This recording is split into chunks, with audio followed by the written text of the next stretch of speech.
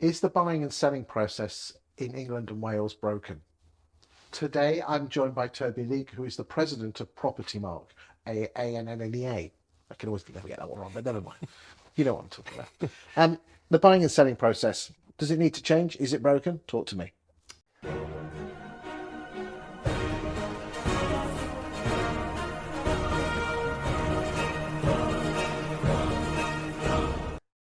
I believe it needs to change. Yes. Part of my sort of presidential speak for PropTmark going around the country is putting out there that it very much needs updating, streamlining, making more efficient. I think in a weird way, lots of things within the industry have progressed and have used sort of tech or have evolved. And for me, I think the buying and selling process is the one section that just hasn't really grasped that. Now, I appreciate there's lots of different elements to it, you know, whether you've got a chain or whether there's a solicitor, a surveyor, there is lots and lots of individual elements. So there's lots of stakeholders involved. So it's complicated. It's not as easy as, yeah, let's just use tech and it'll be done. But I do think there's an element of sometimes it looks too tough and change is difficult. So let's just keep going as we are. I mean, surely PropTmark has a responsibility to make the changes. I'm not hearing anything that you're doing. Yeah, okay, you might have done a contract ready exchange pack, but is that the be all and end all? I mean, again, are you not getting the message out well enough? Well, we are speaking to members, yeah, absolutely. And there's lots of things that go out to them. We have newsletters and we have sort of calls as well with them. But then also what we've done is we've worked on a property information, material information questionnaire with the idea of getting information up front at the beginning of a transaction. And so members have that ability to be able to download that and use that with clients. And what it does is it draws a lot more of the information that might be sort of further down the line coming up. But there's others that do that. There is indeed, yeah, there is indeed. Ours is sort of, you know, it's what the idea is really getting a lot of that information up front. That is the sort of the push. So people and clients, because sometimes clients haven't moved for some time and they're not aware of what information they might need to get up there. But also having that solicitor up front instructed early on as well is a huge benefit. I don't disagree with you getting solicitors instructed up front, but what are you doing as an organisation to drive this? Because I'm not hearing that much. Well, we're doing lots of courses as well, but the other thing that we're doing... I'm talking about government and, you know, being involved with the homes moving thing with Kate Faulkner. Yeah, there's a huge amount that we're doing on that side as well. And actually, Why are you not publishing it? We are doing it. It's a process. These things sort of do take time to sort of come through. I'm actually, we've been through PropTmark. I've been speaking with HM Land Registry.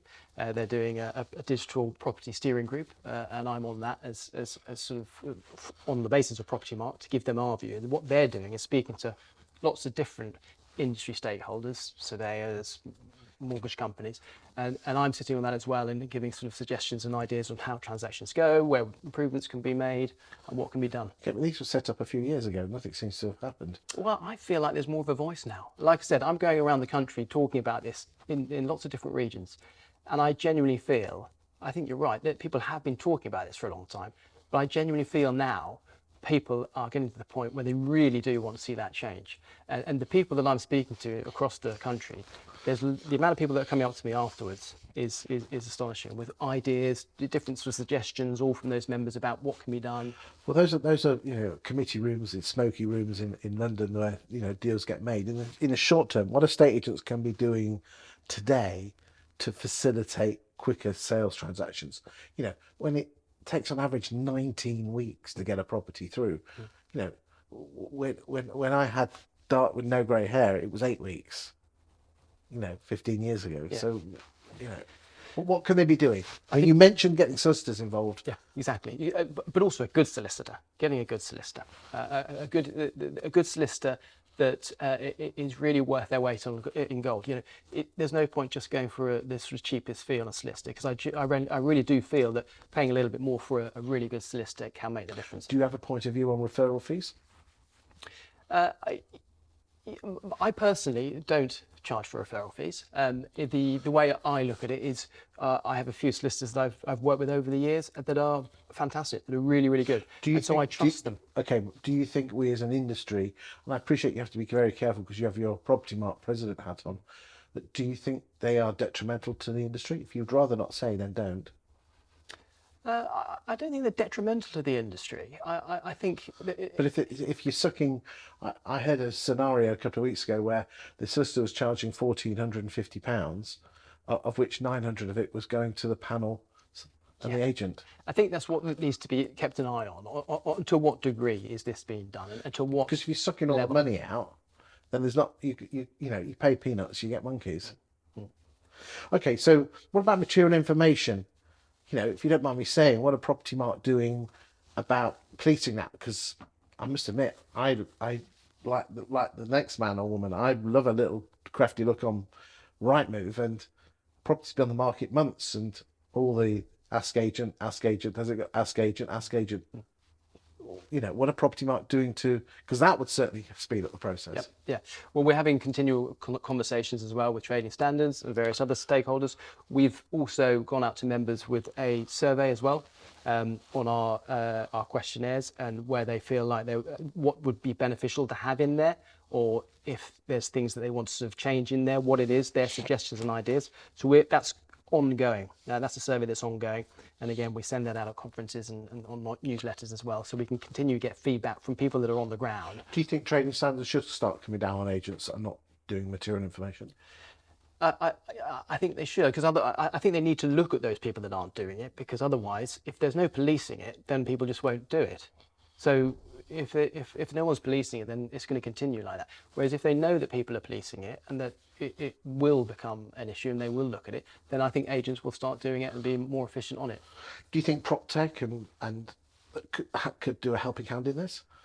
Yeah, absolutely. Yeah, I'm a big advocate for PropTech, and I think we've seen in recent years that it's starting to evolve more in the industry, and I think there's some really clever, smart ideas that are coming out. And I think on a personal level, strictly personal level, not PropTmark, is there any that's caught your eye? You think I like that?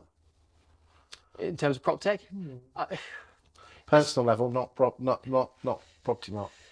There's a few, but I wouldn't say any specific one.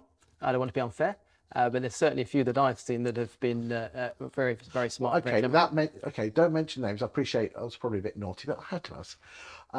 What type of service has made you go, well, that's good? I think part of the problem with a lot of the PropTech that we've had is that sort of people or companies sort of tend to focus on one part or one element. What we're seeing, I think, now is those that are being a bit more overarching and covering a bit more of the overall basis of things, rather than just that or just that. Because then you find that you've got to have that one, multiple bloody logins. Yeah. And before you know it, you're paying monthly fees for so many different companies. Whereas I think we're seeing a little bit more where they are sort of doing an overarching basis, where they're covering a lot more of it, which it makes it simpler, rather than having to do that, like you said, so many logins. You've just got that one that will cover this. I think that's, and I think there's probably more progression to go on there, which would be great, because that will also make the whole process of buying and selling more efficient. I think PropTech is more to come from it. Toby, thank you for your insightful thoughts there. Thank you. Thanks.